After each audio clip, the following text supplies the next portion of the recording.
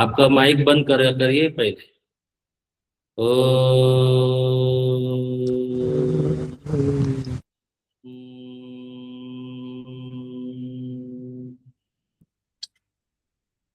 ओ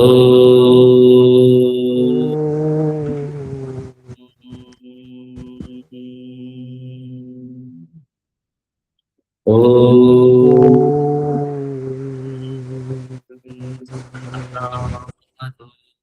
सहनौ भुनक्तु सह वीर्यं करवावहै तेजस्विनावधीतमस्तु मा विद्विषावहै।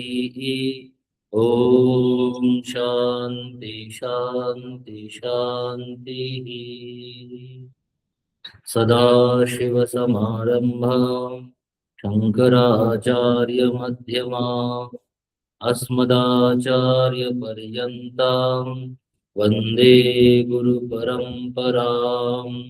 श्रुतिस्मृतिपुराणानाम् आलयं करुणालयं नमामि भगवत्पादं शङ्करं लोकशङ्करं। शङ्करं शङ्कराचार्यं केशवं बादरायणं सूत्रभाष्यकृतौ वन्दे भगवन्तौ पुनः पुनः। ईश्वरो गुरुरात्मेति मूर्तिभेद विभागिने व्योमवद्व्याप्तदेहाय श्रीदक्षिणामूर्तये नमः। ॐ भद्रं कर्णेभिः शृणुयाम देवाः भद्रं पश्येमाक्षभिर्यजत्राः स्थिरैरङ्गैस्तुष्टुवागंसस्तनूभिः व्यशेम देवहितं यदायुः। स्वस्ति न इन्द्रो वृद्धश्रवाः स्वस्ति नः पूषा विश्ववेदाः स्वस्ति नस्तार्क्ष्यो वरिष्ठनेमिः स्वस्ति नो बृहस्पतिर्दधातु। ॐ शान्तिः शान्तिः शान्तिः।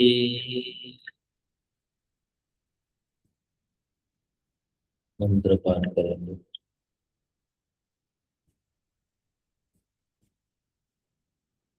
ॐ इति तदक्षरमिदं सर्वम्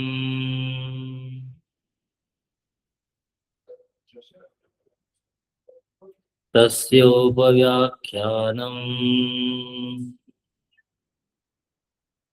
भूतं भवद्भविष्यदिति सर्वमोङ्कार एव यच्चान्यत्रिकालातीतं तदप्योङ्कार एव सर्वं ह्येतद्ब्रह्म अयमात्मा ब्रह्म। माँ क्यों बोलते हो? स्वयमात्मा चतुष्पाद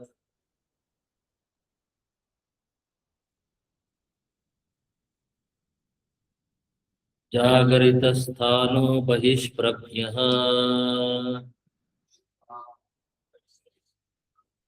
सप्तांग एकोनविंशति मुखः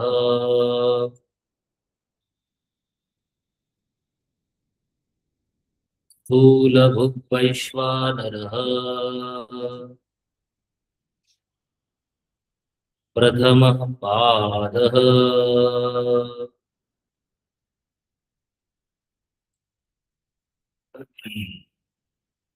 कथमयम् आत्मा ब्रह्म इति प्रत्यगात्मनः अस्य चतुष्पात्वे प्रकृते द्युलोकादीनां मूर्धादि अंगत्वमिति नैष दोषः सर्वस्य प्रपञ्चस्य साधिदैविकस्य अनेन आत्मना चतुष्पात्वस्य विवक्षितत्वात्।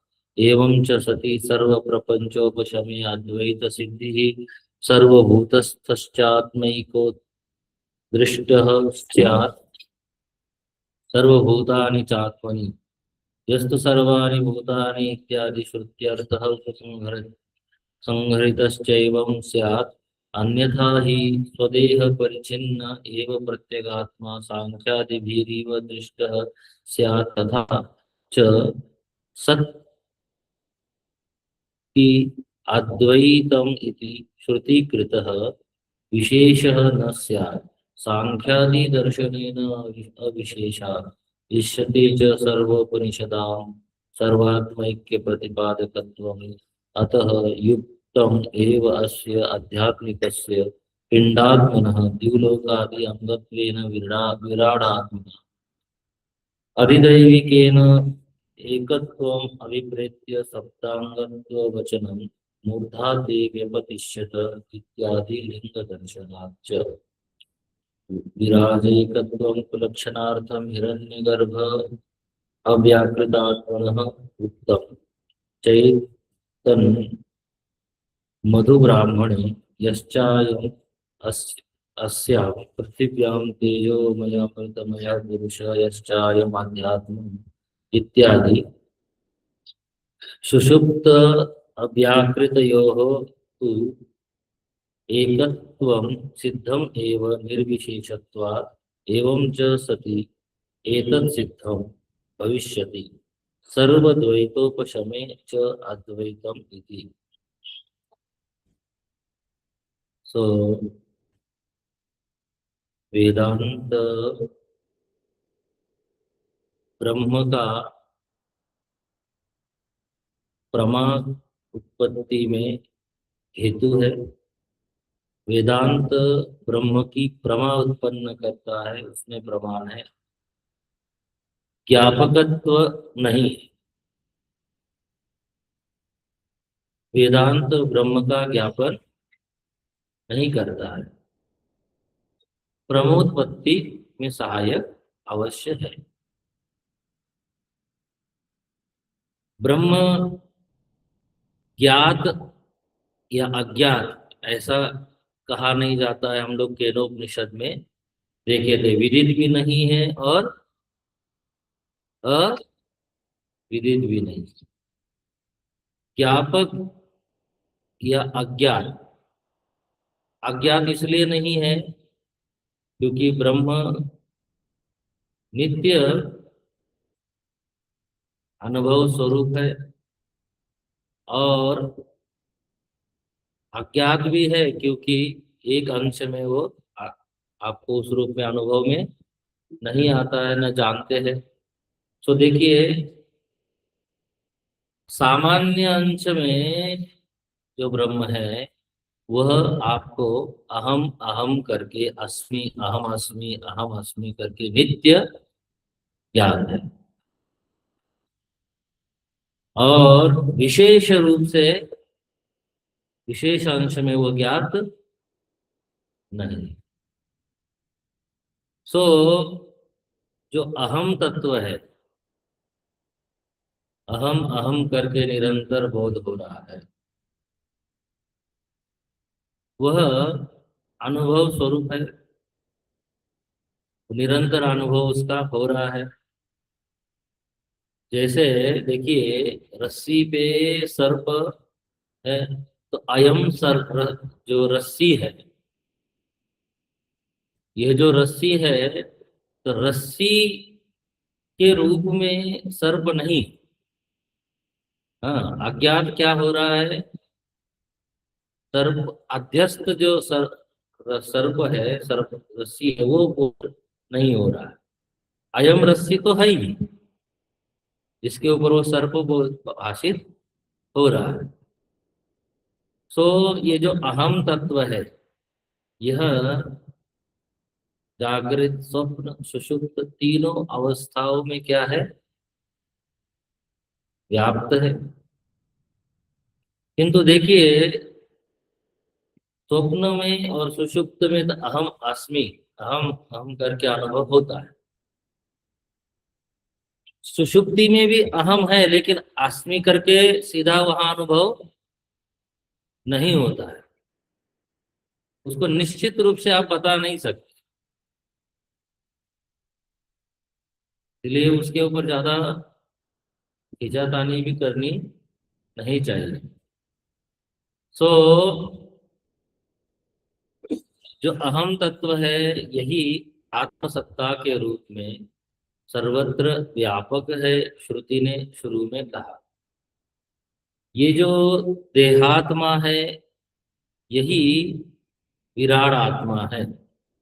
और यहाँ श्रुति दोनों का एकत्व ही दिखाना चाहती है। बहिष्प्रज्ञ जो कहा श्रुति ने, तो बहिष्प्रज्ञता में क्या हेतु है? बहिष्प्रज्ञता में इस आत्मा की, इस विश्व की बहिष्प्रज्ञता में जो हेतुता है, किसमें है? अजी, अजी, जागृत अवस्था तो है। एकोन विंशति मुख, देखिए, विराट आत्मा में सप्तांग कहा गया, वो तो समझ में आता है। और दोनों का चेतन, विराट चेतन और जो विराट अभिमानी है और जो देहाभिमानी है, दोनों में क्या कह रहे हैं? एकता है। तो यह बहिष्प्रज्ञ कैसे बनता है? तो बहिष्प्रज्ञ के लिए एकोन विंशति मुख, पीछे कहा था कि बहिष्प्रज्ञ माने क्या? जो अपनी स्थिति से, अपने स्वरूप की स्थिति से हटके विषय में जाए, तब उसको कहते हैं क्या? बहिष्प्रज्ञ। विषय में माने कौन से विषय में? शब्द स्पर्श रूप रस गंध, हाँ? तो पांचों विषय है, उन विषयों में जब वो जाता है तो क्या कहलाता है? वही बहिष्प्रज्ञ। तो आचार्य ने और तथा श्रुति ने यही बताने का प्रयास किया कि जो देहात्मा है, जो प्रत्यग आत्मा है, वह और जो विश्व विराट है, उसमें कोई भेद नहीं।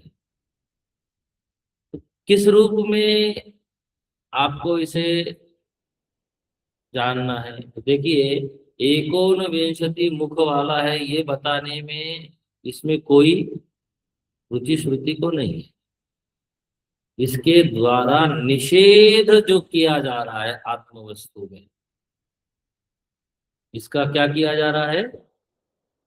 निषेध करते। आत्मवस्तु अपने आप में निर्विकार है, निष्क्रिय है, आनंद स्वरूप है, ज्ञान स्वरूप है। क्या है? ज्ञान स्वरूप है। और ज्ञान स्वरूप होने के कारण वह अज्ञात तो नहीं हो सकती, लेकिन एक अंश में वो अज्ञात भी है। उसका जो विशेष स्वरूप है, वो बोध न होने के कारण वो क्या है? अज्ञात भी है। और अहम अस्मि के रूप में ज्ञात भी है। ठीक है। सो जब यह आत्मसत्ता इस प्रकार की है, तो जब देखिए, भ्रम होने के लिए अज्ञात में भ्रम नहीं होता। अध्यास जो होता है वो अज्ञात में नहीं होता है। भाई, आपने आपने आपन माने जहाँ हाट है वहां पर चांदी देखी, और सीप में फिर चांदी का क्या हुआ? भ्रम हुआ। तो वो सीप तो वहां है, और उस पे चांदी का क्या हुआ है? भ्रम हुआ है। चांदी बिल्कुल अज्ञात तो नहीं है ना, लेकिन वो जहां होनी चाहिए वहां ना होकर कहीं और उसका क्या हो रहा है? भ्रम हो रहा है। अब तो आत्मवस्तु अहम अस्मि करके जो अनुभव में आ रहा है, तो वो वृत्ति रूप में ही अनुभव में आता है। कैसे अनुभव में आता है? वृत्ति रूप। वृत्ति नहीं हो तो अहम अस्मि कैसे कहेगा? आप जब कहते हो कि मैं हूँ, मैं ये हूँ, तो देखिए विषय के संदर्भ से आप क्या कहेंगे कि मैंने देखा, मैंने खाया, मैंने पिया, है ना? ये तो क्रियात्मक रूप कह देते हैं। और विषय को साथ जुड़कर ही आप अपने आप को वैसा मानते हैं।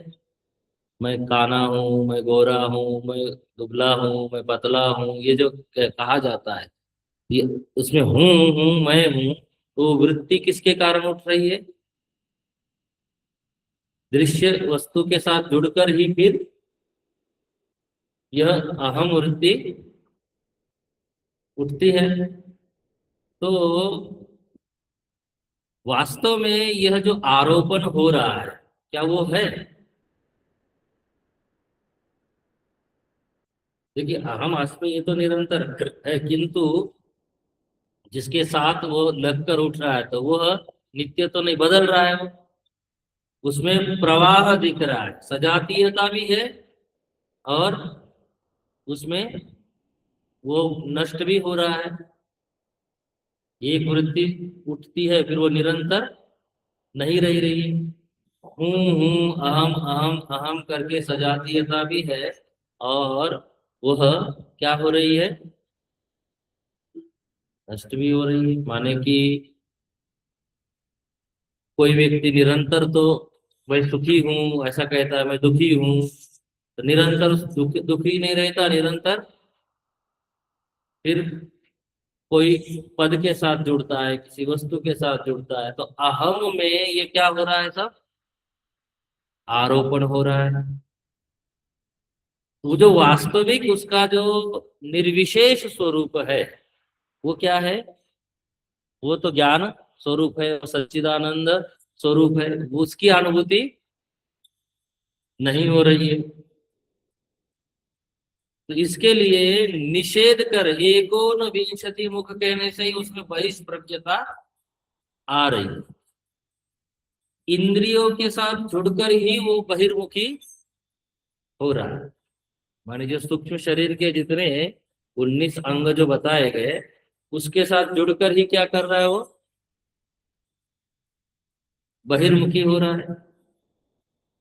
तो बहिष्प्रज्ञ जो कहा जा रहा है, वह क्या एकोन विंशति मुख के साथ ही जुड़ के, किंतु इससे यह समझने के लिए श्रुति कह रही है कि एकोन विंशति मुख का उसमें क्या किया जा रहा है? निषेध करके वह आत्म वस्तु जैसी है उसकी उपलब्धि होनी चाहिए, इसलिए निषेध कराया जा रहा है। यहाँ उसका एकोन विंशति मुख वाला है ये कहने में श्रुति की रुचि नहीं है, बल्कि उस इसके द्वारा वो निषेध किया जा रहा है। उसमें जो भी धर्मों का आप आरोपण कर रहे हैं, उसका क्या किया जा रहा है? निषेध किया जा रहा है। सो जब तक इस रूप में कह रहे हैं कि बोध होता रहता है कि बहिष्प्रज्ञता, माने कि अपने निर्विशेष स्वरूपता की तरफ ध्यान नहीं जाता है, और अपनी बहिर्वस्तुओं के साथ ही वो जुड़ा रहता है, तो अपनी जो एकात्मकता है, किसके साथ? विराट के साथ, वो सिद्ध नहीं हो पाती। एकत्व की सिद्धि कर रहे हैं, माने क्या कर रहे हैं? विश्व को विराट में विलीन कर रहे हैं, क्या कर रहे हैं? दोनों का जब एक का निषेध कर रहे हैं और ये एकत्व कर रहे हैं, माने क्या? दोनों की उपाधि समाप्त कर रहे हैं। ऐसे नहीं कि एक को नष्ट करके उसका दूसरे का अस्तित्व बच रहा है।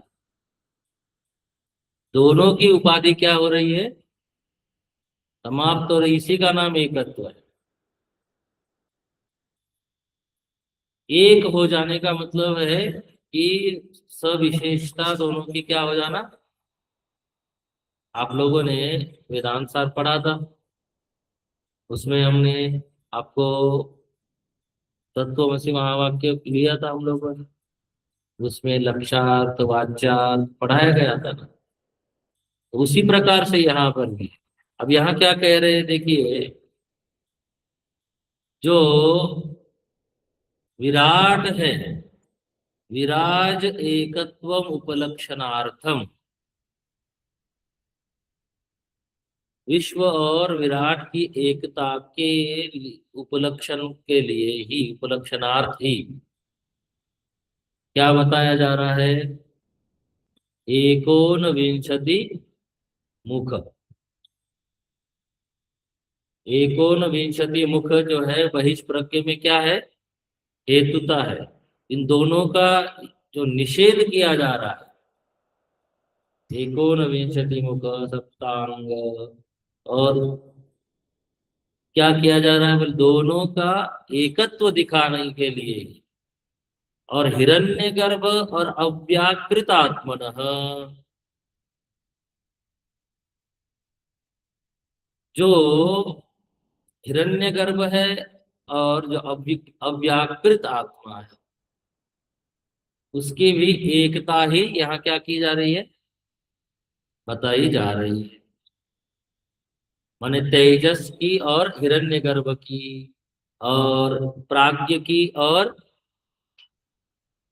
ईश्वर की एकता यहाँ बताई जा रही है। तो कैसे बताई जा रही है, कि बोले कि वह बहिष्प्रज्ञ के द्वारा, हाँ, उसका निषेध करके एकता बताई जा रही है। वैराज्यकत्व उपलक्षणार्थम हिरण्यगर्भ अव्याकृतात्म, ठीक है, एक एक को बता रहे हैं। हिरण्यगर्भ अव्याकृतात्मन उक्तम चेतन मधु ब्राह्मणे, ये मधु ब्राह्मण में आया है। मधु ब्राह्मण छांदोग्य उपनिषद में और बृहदारण्यक दोनों में आता है। छांदोग्य का यहाँ कोट किया है, यश्चायमस्याम पृथिव्याम तेजोमयोमृतमय पुरुष यश्चायम अध्यात्मम। क्या कहा गया, जो इस पृथ्वी में तेजोमय अमृतमय जो पुरुष है, हाँ, और जो अध्यात्म जो पुरुष है, वह क्या है, दोनों एक है। माने क्या, जो देहात्मा के रूप में जो आप उसमें आरोपण कर रहे हैं, उसका निषेध करके, तथा जो विराट है, दोनों की क्या करनी है, एकता सिद्ध करनी है। वो भिन्न नहीं है। अज्ञानता के कारण विशेषता को देखने की हमें क्या लगी है, आदत लगी है। और हमने कल आपको निवेदन भी किया था, अनंतता का बोध भी जल्दी से नहीं होता है। आप तो वृत्ति में जो आ रहा है उसी का ग्रहण कर पाते हैं। तो यह क्या है बोले कि यह देहात्मा ही विराट आत्मा है, यह बोध होना चाहिए। इसके लिए पीछे ईशावास्य उपनिषद का तथा मनुस्मृति का श्लोक कोट किया था, मंत्र कोट किया था, सर्वभूतस्थमात्मानं सर्वभूतानि चात्मनि संपश्यन् आत्मया जीवनि स्वराज्यम अधिगच्छति। तो जो भूत संग है, उसको जो भिन्नता दिख रही है, उनका अधिष्ठान क्या है, एक ही है। जिस अधिष्ठान में ये प्रतीत हो रहे हैं, वह भिन्न नहीं है। वो एक ही अधिष्ठान में सब प्रतीत हो रहे हैं, सब उसी में स्थित है, और वह सब में गया हुआ है। तो इस प्रकार से जब आप एकत्व का आपको बोध होता है, वो बोध होगा निषेध करने से। जैसे यहाँ जो एकोन विंशति मुख कहा जा रहा है, तो वह देहात्मा में समझ में आता है, विराणात्मा में तो समझ में नहीं आता है। देहात्मा में एकोन विंशति मुख समझ में आता है। तो यह जो एकोन विंशति मुख कहा गया, तो एक 19 मुख वाला है। बोले नहीं, उससे क्या करना है, उसमें जो आरोपण हो रहा है उसका निषेध करना है। तो वो कैसा है, बोले प्रज्ञान स्वरूप है, ज्ञान स्वरूप है, प्रकाश स्वरूप है, बोध स्वरूप है।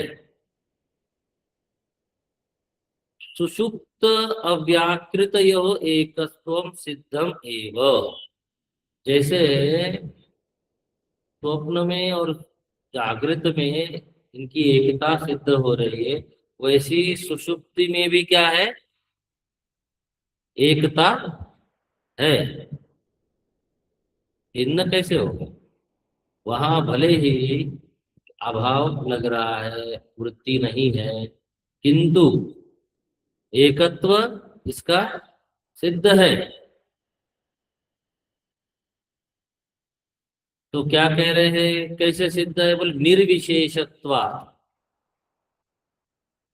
निर्विशेष माने विशेष किसे कहते हैं? हाँ राजीव जी। नहीं, विशेष माने होता है भेद। विशेष माने होता है भेद। उपाधि तो है ही, उपाधि से ही विशेषता आ रही है। तो विशेष माने होता है भेद, निर्विशेष माने होता है अभेद। क्योंकि उसमें किसी प्रकार की विशेषता नहीं है। विशेषता जो भी आत्मसत्ता में दिखाई दे रही है, वह उपाधि के कारण ही है। आप देख लीजिए, किसी भी वृत्ति के साथ जुड़कर ही, किसी विषय के साथ जुड़कर ही हम अपने आप को वैसा अनुभव कर रहे हैं कि नहीं कर रहे। दृष्टा हम, कर्ता हम, भोक्ता हम, है ना। तो भोग के संदर्भ में भोक्ता बन रहे हैं, कर्म के संदर्भ में कर्ता बन रहे हैं। फिर अन्य वस्तु के संदर्भ में अन्य अभिमान होता है। तो उपाधि का उसके ऊपर क्या किया जा रहा है, आरोपण किया जा रहा है। लेकिन जब उपाधि है ही नहीं, उपाधि का निषेध कर दिया जाता है, उपाधि हटा दी जाती है,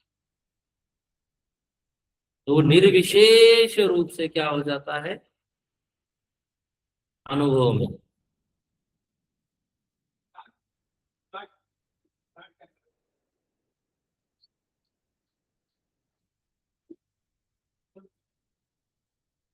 नहीं वैसे है इसी के, एकत्व तो दिखा रहे हैं ना दोनों का।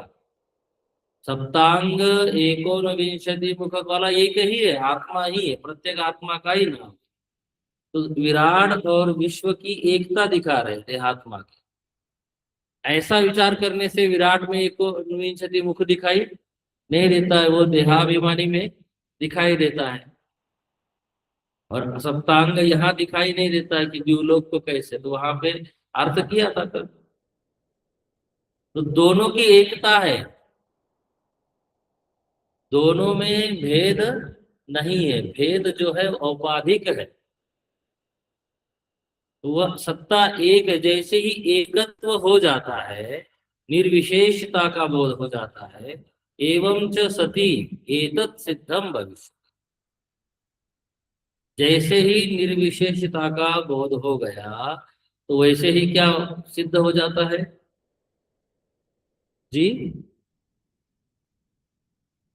क्या कह रहे हैं, सर्वद्वैत उपशमे। आत्म वस्तु की निर्विशेषता, निरुपाधिकता सिद्ध हो जाती है, तो वैसे ही सर्वद्वैत का उपशम, उपशम माने निरोध नहीं होता है, नाश हो जाता है। वृत्ति का जैसे आप निरोध करते हो, वैसे निरोध नहीं होता, क्या होता है? हाँ, उसकी सत्ता ही असिद्ध हो जाती है द्वैत की, सत्ता ही नहीं रहती। ध्यानाभ्यासी लोग, जो समाधि वाले लोग हैं, वो क्या करते हैं? वृत्ति का निरोध करते हैं। क्या करते हैं? निरोध करते हैं। वैसे नहीं, यहाँ क्या कह रहे? द्वैत का उपशम हो जाता है, द्वैत का नाश हो जाता है, द्वैत समाप्त हो जाता है। यह बोध ही क्या, कि दोनों की एकता है, दोनों निर्विशेष है, दो है ही नहीं, दो है ही नहीं। जो दो कहा जा रहा था, वो क्यों कहा जा रहा था? उपाधि के कारण बहिष्प्रज्ञ जो कहा जा रहा था, वो किस लिए कहा जा रहा था? एकोन विंशति मुख उसमें हेतु बन रहा था। जब इस एकोन विंशति मुख का निषेध करके जो आत्म वस्तु पर आरोपण हो रहा है, धर्माध्यास, स्वरूपाध्यास, संसर्गाध्यास, उन सब का क्या निषेध करके जो निर्विशेष तत्व है वह एक है, यह जब सिद्ध हो जाता है तो द्वैत का क्या हो जाता है? उपशम हो जाता है। च अद्वैतम इति, फिर क्या समझ में आता है? एक अद्वैत ही रहता है, दो नहीं रहते, अद्वैत ही रहता है। तो देखिए, बहिष्प्रज्ञता को समझ के, बहिष्प्रज्ञता के ऊपर विचार करके, एकोन विंशति मुख के ऊपर विचार करके उसका निषेध करने के लिए श्रुति कह रहे हैं। तो मानने के लिए, उसको सिद्ध करने के लिए श्रुति यहाँ एकोन विंशति मुख नहीं कह रही। श्रुति यहाँ एकोन विंशति मुख उस प्रत्येगात्मा को, आत्म वस्तु को कहते, उसमें एकोन विंशति मुख का निषेध कर रही है। ये पक्का कर लीजिएगा, ये मत फिर कर कभी ये बैठना नहीं कि आत्मा तो एकोन विंशति मुख वाला है। हाँ, देहात्मा। यहाँ उपाधि को हटाने के लिए ये आपको उपाधि लगाकर समझाया जा रहा है। देखिए क्या कहा, एक बार श्लोक मंत्र को देखिए। जागृत स्थान बहिष्प्रज्ञ, छह नाम दिए गए उसको। जागृत स्थान बहिष्प्रज्ञ, सप्तांग एकोन विंशति मुख, स्थूल भूक वैश्वानरः प्रथम पाद। यह जो प्रथम पाद के रूप में बताया जाने वाला जो प्रत्यगात्मा है, वह कैसा है? बोले इसमें और विराट आत्मा में क्या है? एकत्व है। यही बताने के लिए उसको छह नामों के द्वारा समझाया गया। जागृत अवस्था में वह बहिष्प्रज्ञ है। बहिष्प्रज्ञ इसलिए है कि स्वात्म व्यतिरिक्त विषय, अपने आपके अपने स्वरूप के अलावा अन्य में, अन्य का यह वृत्ति के रूप में ग्रहण करने के कारण इसको बहिष्प्रज्ञ कह रहे हैं, विषयों के ग्रहण के कारण। और यह जो प्रज्ञा हो रही है, ये कैसी है? विषयों को जो ग्रहण कर रहा है, अपने आप को बहिष्प्रज्ञ मान रहा है, उसके साथ एकात्मता स्थापित कर रहा है कि अहम अज्ञ, अहम ज्ञानी, अहम मूर्ख, ये जो बोला जाता है, वो क्यों बोल रहा है? बोले अविद्या कृतः अवभासतः। विद्या के कारण ये अवभास नहीं हो रहा है, किसके कारण हो रहा है? अविद्या के कारण। अविद्या किसकी? अज्ञान किसका है? अपने स्वरूप का। अहम अस्मि यह बोध है, इसका अज्ञान नहीं है। अहम अस्मि का अज्ञान नहीं है, किंतु अहम ब्रह्म अस्मि। हाँ, जो आप बोलते हो ना, अहम ब्रह्मास्मि, अहम ब्रह्मास्मि। अभी ब्रह्मास्मि से आप लोग उसको ब्रह्मा बोलने लग जाते हैं। उच्चारण गलत कर, ब्रह्म अस्मि। तो उच्चारण बिल्कुल उच्चारण सही से होना चाहिए। ब्रह्म, ब्रह्मा बोल देते हैं। कृष्ण, कृष्णा बोल देते हैं। आजकल तो संकीर्तन भी इस प्रकार का कर रहे थे, संतों ने भी कहा चलो कुछ तो कर रहे हैं, इसलिए किसी को टोका टाकी नहीं करते, है ना। हरे रामा हरे कृष्णा। और कुछ लोग तो उनको उसी नाम से संस्था के रूप में बुलाने लग जाते, साधु का नाम ही रख दिया। ये हरे रामा वाला है, ये हरे कृष्णा वाला है, ऐसा बोलते हैं ना। भाई, उच्चारण जब मंत्र जब आप पढ़ते हैं तो उच्चारण सही से होना चाहिए। पूरा आकार का, विभक्ति का सही से उच्चारण होना चाहिए। या तो फिर जोड़ कर पढ़िए पूरा पूरा, तोड़िए मत। आपको तोड़ना भी है और उल्टा उल्टा बोलना भी है, ठीक नहीं।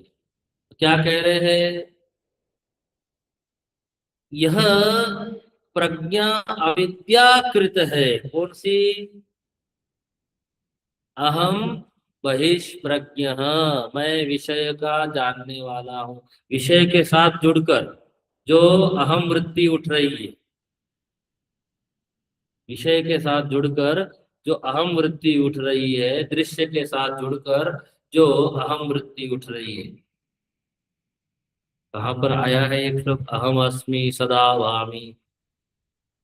शायद ये आत्मबोध में या कहीं पे आता, अहम अस्मि सदा भामि। शायद भागवत का याद श्लोक मुझे याद नहीं आ रहा है कहाँ का है। तो मैं सदा हूँ, अस्मि रूप से हूँ। हाँ? और विषय को क्या करता है? प्रकाशित करता है, ज्ञान स्वरूप होने के कारण। उसके साथ जुड़कर अपने आप को वैसा ही अनुभव कर रहा है। तो अपने स्वरूप का बोध न होने के कारण इस प्रकार से बाहर बाहर की तरफ अनुभव में आ रहा है। और वही सप्तांग वाला है और एकोन विंशति मुख वाला है। वैश्वानर है वो, उसके सप्तांग है और एकोन विंशति मुख होने से ये क्या है? महिष प्रज्ञ है। तो दोनों की एकता के द्वारा इसका निषेध करके आपको अपने आत्म स्वरूप का बोध कराना श्रुति का यहाँ क्या है? तात्पर्य है। यहाँ उसकी बहिष्प्रज्ञता बताना तात्पर्य नहीं है। आइए अगले मंत्र का थोड़ा पाठ कर लेते हैं और उसका अर्थ देख लेते हैं। स्वप्नस्थानंत प्रज्ञ,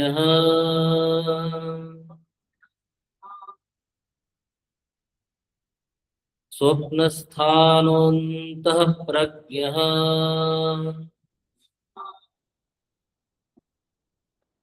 अंतः अलग से उच्चारण नहीं कर,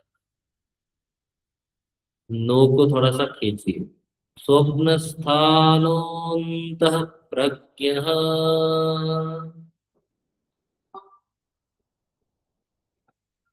सप्तांग एकोनविंशति मुखः।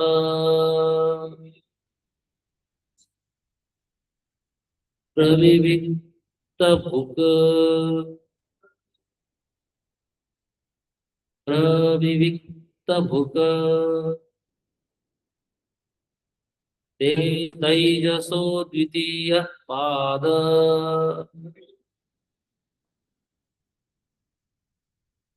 देखिए, सो श्रुति अब विश्व और विराट की एकता बताने के बाद अब हिरण्यगर्भ और तेजस की एकता बताने के लिए मंत्र आरंभ करती है, बताती है। तो अभी हमने जागृत अवस्था के ऊपर विचार किया। अब जो विचार आरंभ हो रहा है वो क्या है? स्वप्न अवस्था के ऊपर विचार। यह जो तीनों अवस्थाएं हैं, यह हमारा अपना अनुभव का विषय है। तो साधक को इसके ऊपर स्वयं चिंतन करना चाहिए कि भाई कैसे बहिष्प्रज्ञ बन रहा है,